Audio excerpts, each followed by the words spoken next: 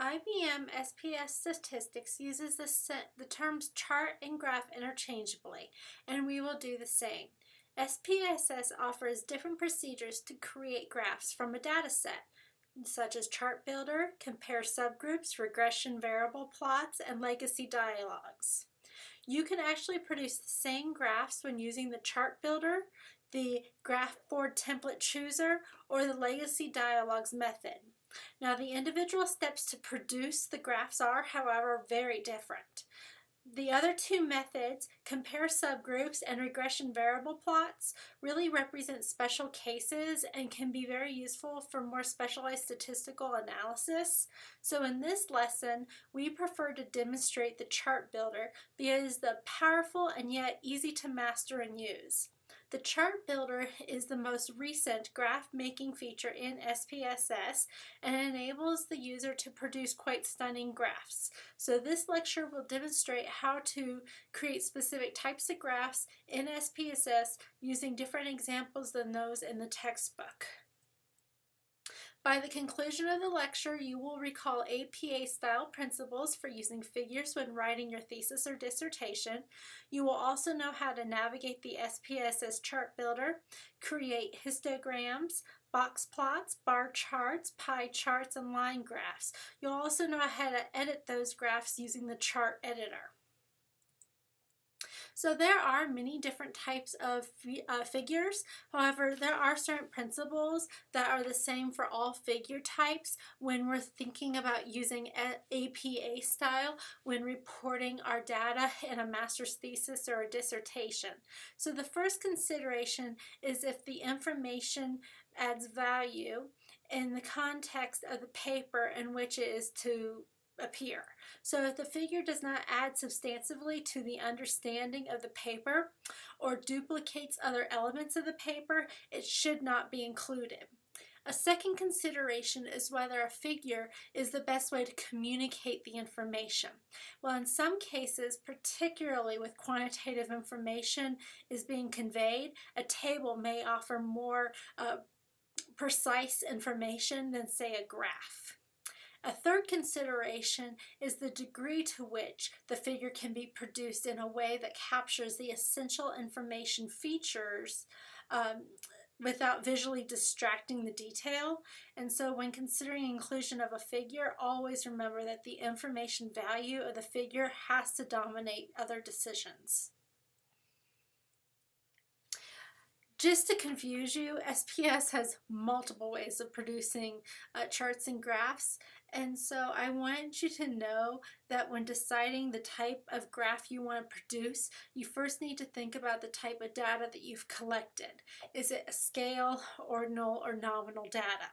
I want you to remember that the interval and ratio levels of measurement are coded at the scale level of measurement in SPSS, and what information you're trying to convey, meaning the means, median, modes, or frequency data, will determine the type of graph that you can create in SPSS. In this lecture, we're going to go over histograms, box plots, simple bar charts, clustered bar charts, pie charts, and line charts. I will address the other types of graphs at more appropriate times in the semester when we're specifically looking at a type of analysis where that graph would be pertinent.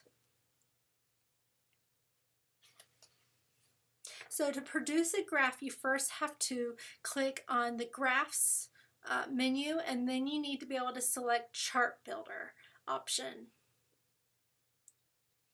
And so the first thing that you're going to see is a pop-up box, and it's asking you to define your level of measurement for each variable. And this alert is really an important reminder of at least two things. First, it's important to define the proper level of measurement for any variable for which you will be using this function. So scale would be interval or ratio variables should not be used, for instance, to produce a pie chart. And the chart builder will actually not allow some improper graphing and charting. So it's really doubly important to properly assign the levels of measurement in any of the data sets that you use, whether it is a secondary data set or you collect and then enter the data yourself. Also, make certain that your value labels have been assigned properly for nominal and ordinal variables. Those labels are frequently used to identify the x and y axes in your graphs. And without those labels, it may not be possible to properly use the information provided by the SPSS statistics chart builder. So what I want you to know here is once you actually open up the chart builder, it is a very interactive drag and drop dialog box where you can define exactly the type of graph you would like, and then the variables that you're going to use. And then for most common charts, you're just going to select one of the graph types shown in the gallery tab, and I'll demonstrate this several times throughout the lecture. One window will open that is going to be titled Chart Builder, and it is a different window from the one having the same name in the prior step. So after you select the type of chart that you want built, another window is going to open called Element Properties, and you can activate one or the other by just simply clicking on it back and forth, but you will want to leave your chart builder window active because it is the main chart building window that you'll use when producing charts in SPSS. So for our very first type of chart, a histogram is a plot that's going to let you discover and show the underlying frequency distribution or shape of a set of continuous data. So this allows the inspection of your data for its underlying distribution, meaning normal distribution, outliers, skewness, etc. Now, you're only ever likely to need two of these options in histograms. The simple histogram is when you want to look at your frequency distribution for a single variable. And then a stacked histogram is where you want to compare the frequency distribution for a single variable across different groups. I'm now going to demonstrate for you how to do a histogram that looks at just one variable.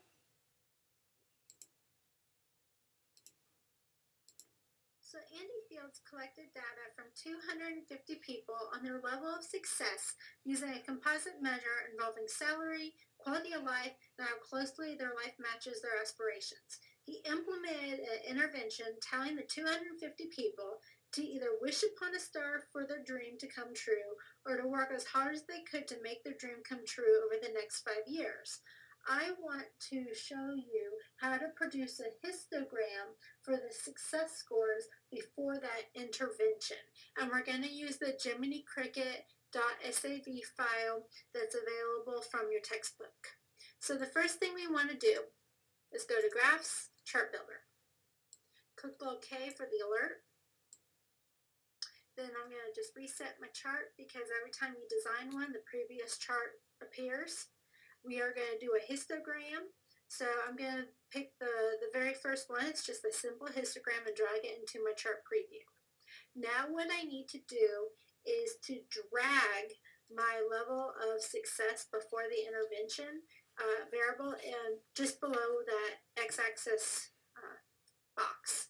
And so the next thing I want to do is to check out how close my distribution is going to be to a normal curve. So over here on element properties, I like to select display the normal curve, hit apply, and hit OK. Now my histogram is going to appear in my output file in SPSS. And so with an histogram, what I like so much about it is that you will know your mean, your standard deviation, and your N. You can also determine the skewness and kurtosis of your data, which is your lot to do with your symmetry of your data, as well as the shape of distribution. And when you look at this histogram, you'll notice that it has a really good normal distribution, which is what I'm looking for before I think about doing any of my data analysis it really shows me that both groups have a similar spread of scores before the intervention, and that this is a real positive way to visualize any kind of differences I might see in the distribution between those two different groups of the wishers and the workers.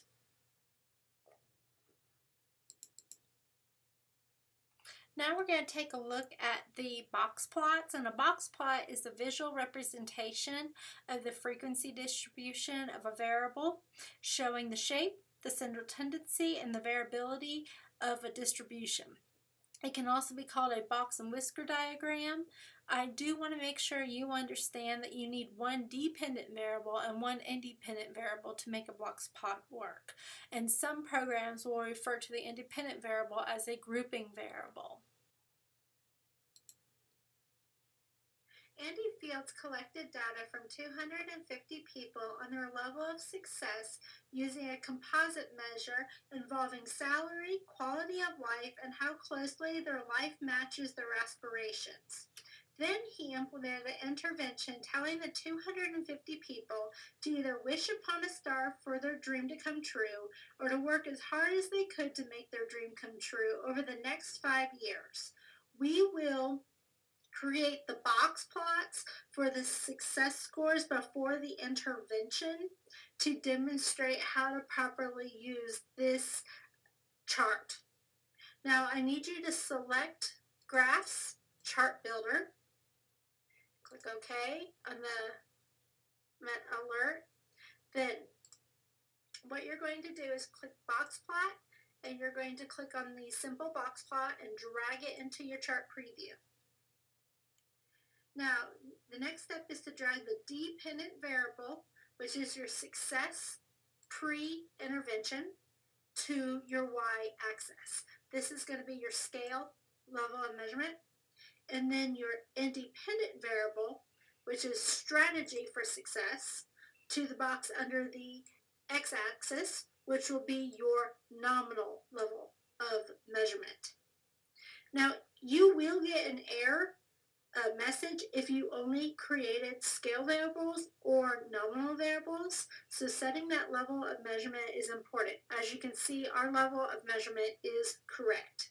Next, you're going to click OK, and you'll see the box plot preview in the output file.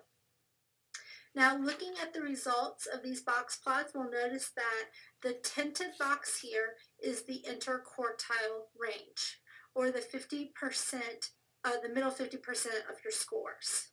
And it's clear that the middle 50% of the scores are more or less the same for the two different strategies. And then within each of the interquartile range boxes, you're going to see this dark thick line, which is your median. The workers that worked hard had a slightly higher median than those who wished upon a star.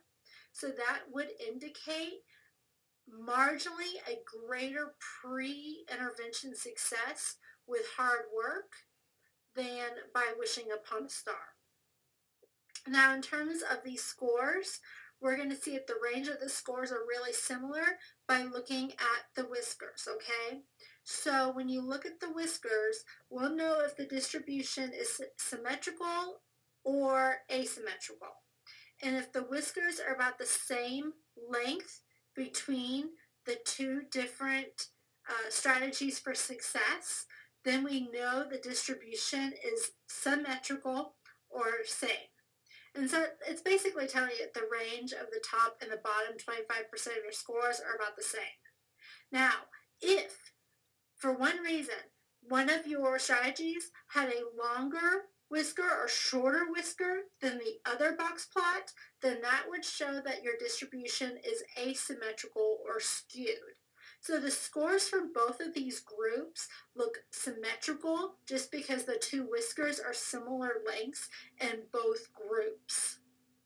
Now I want you to also notice the outliers. Box plots also label outliers that are further than 1.5 times the interquartile range away from the median, so that you can give those cases special treatment. For example, I want you to examine these cases to make sure that they are not mistakes in your data file.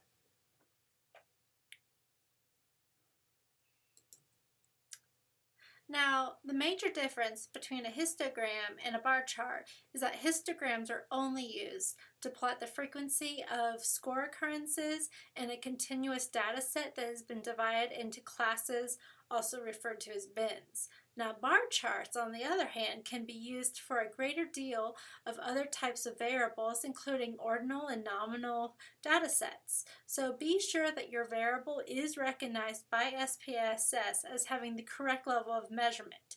For example, if you have a nominal variable that is coded in SPSS as a scale variable, the bar graph option will automatically turn the bar graph into a histogram because it knows that you cannot make a bar chart with a scale level of measurement.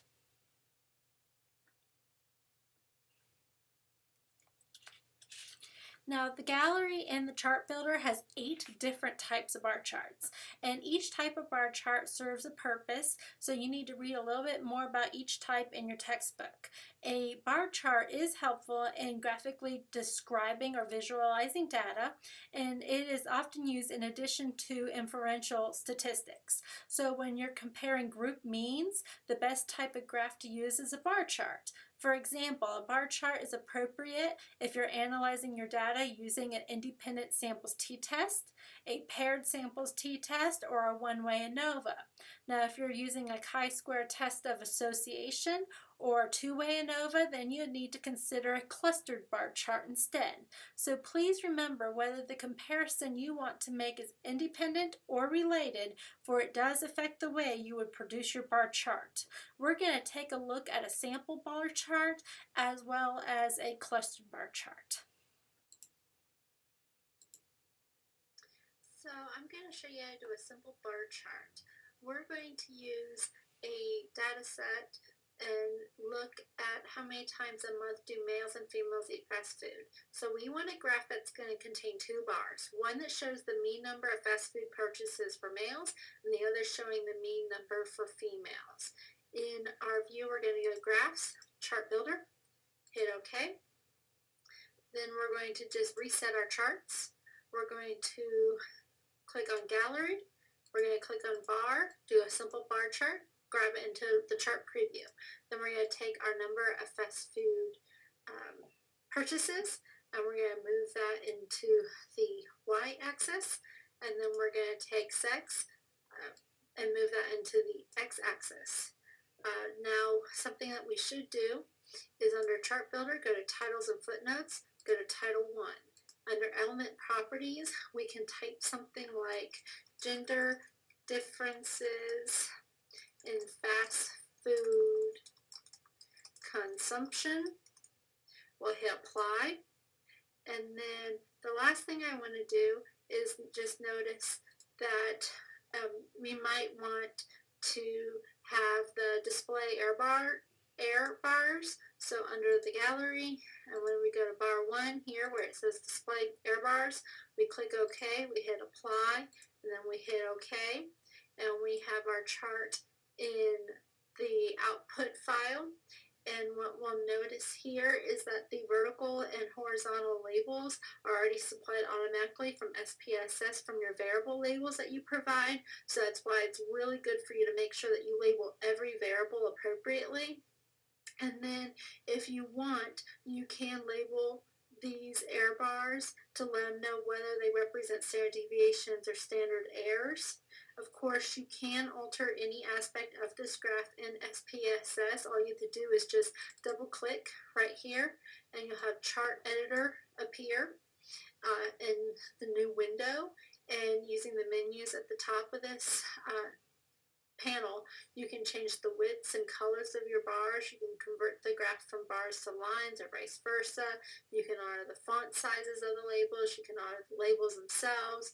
So I suggest that you take some time and learn how to use the chart editor to really adapt to what you want to do.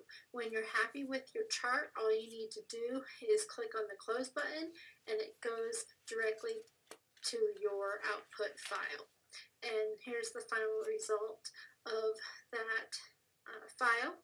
And you can tell basically that more males will have more for fast food purchases than females within the last month.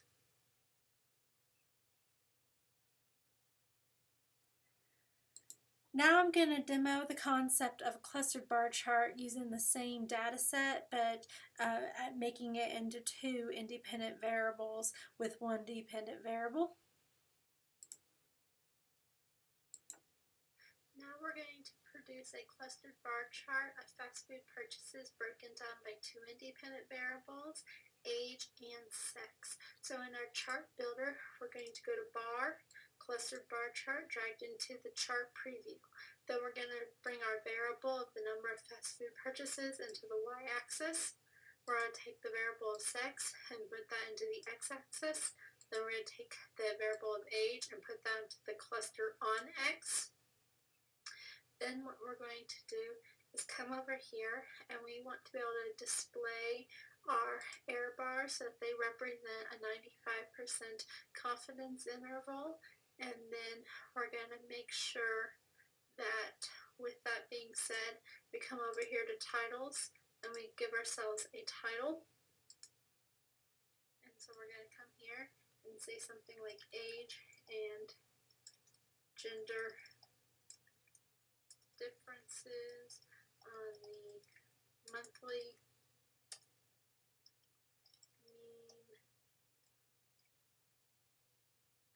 purchases, monthly mean number of fast food purchases. I'm going to hit apply. And then I'm just going to go back, make sure we display all of that. We hit apply here. What you'll know is a footnote was just added when I made sure I clicked on display error bars. What that does is let us know that we now have a note at the bottom of the bar letting people know what that error bar represents, meaning 95% confidence interval. And once we're comfortable with that, what we're going to do is hit OK, and we're going to see the chart appear in the output file in SPSS, and now you're going to be able to analyze the monthly number mean number of fast food purchases last month by gender as well as by the age groups. And so pie charts are circular graphs which slices represent a proportion of the total contained within each category. And so remember that SPSS statistics will not allow you to use variables that it recognizes as scale to draw a pie chart.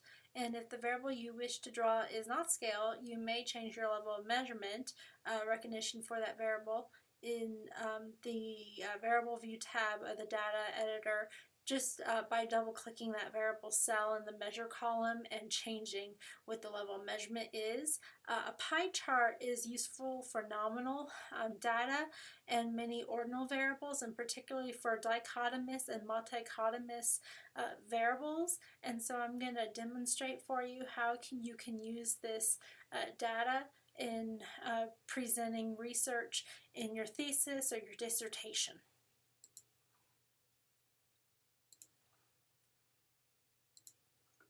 I'm going to demonstrate how to create a pie chart.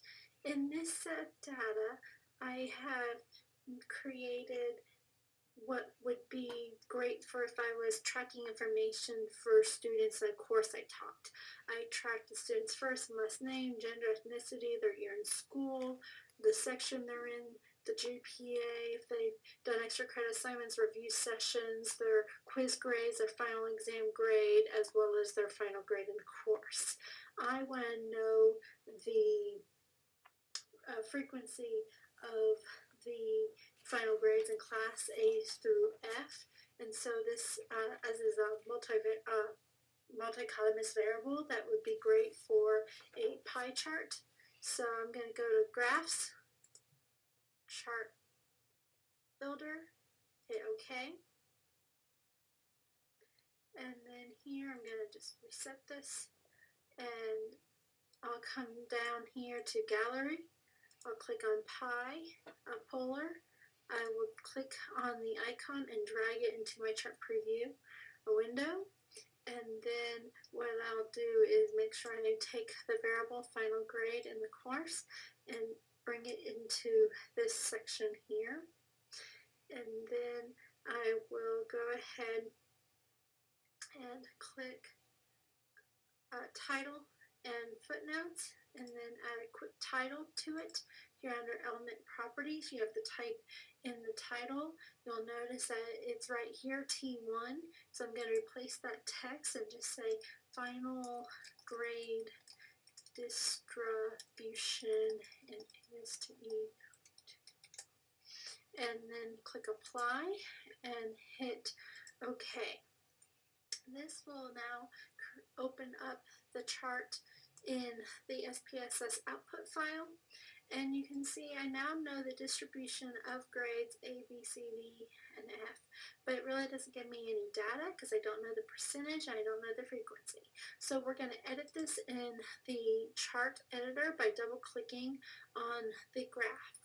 Then what I'm going to do is open up the properties window and click on variables, and then I'm going to click on the labels, and right now you'll see it's displaying the percent, but I also want to know their frequency. So right here I go to count, and I'm going to click on this arrow, and then it's going to hit apply, and it will now show both the percentage and the frequency for each of the grades in the course. I'll close this and close this, and then you'll see your table updated in your output file.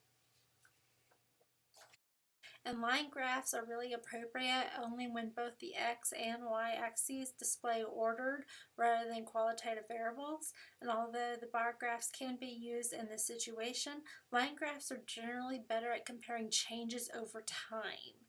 And so line graphs may be used to display trends in data, and multiple line charts are often employed to look and demonstrate ANOVA interactions, or maybe differences among different groups over a period of time and how successful they were at completing a course, or maybe during an intervention. I want to calculate the mean total points by gender in each section of the class I referred to in the example on how to calculate or create a pie chart. I am going to demonstrate how to display this data using a multiple line chart. In your chart builder, you want to go to line and then drag the multiple line into your chart preview.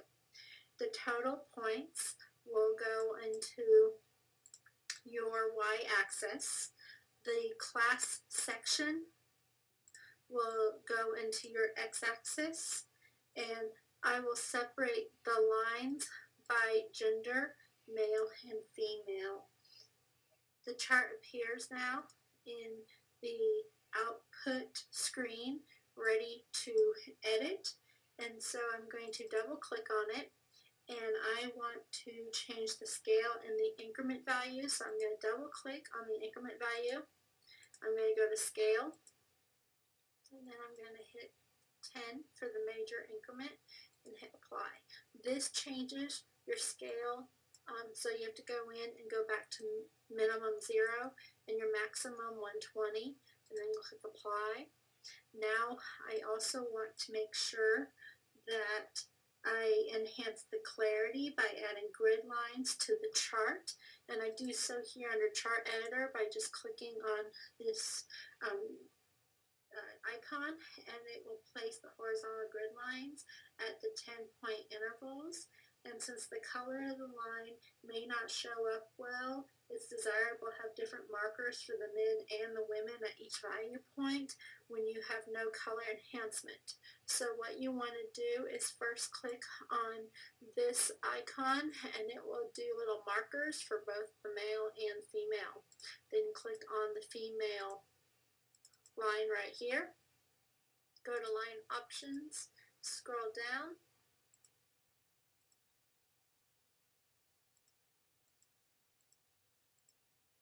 to lines, and then I'll give it a little thicker weight. I'll keep it the style of a solid line. For the males, because it could be harder to see, with another solid line, I'm going to change the style to be a dot and hit apply. Now what I'm going to do is add a title to the table. So you do so right here in this icon, and you can just double click, and then you can type in the title.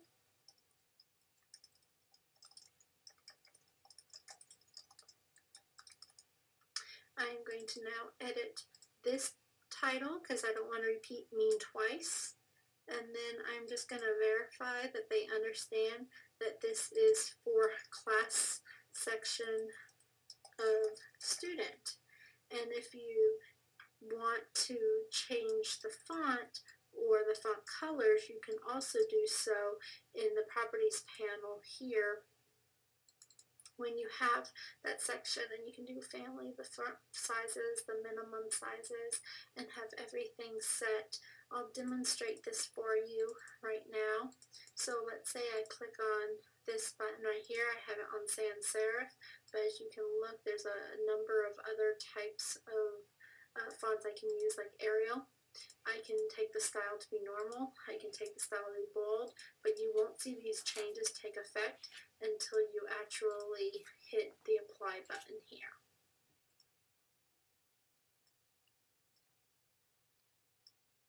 When you're done, all you need to do is close out of the chart editor, and then you'll see your new chart appear in the output.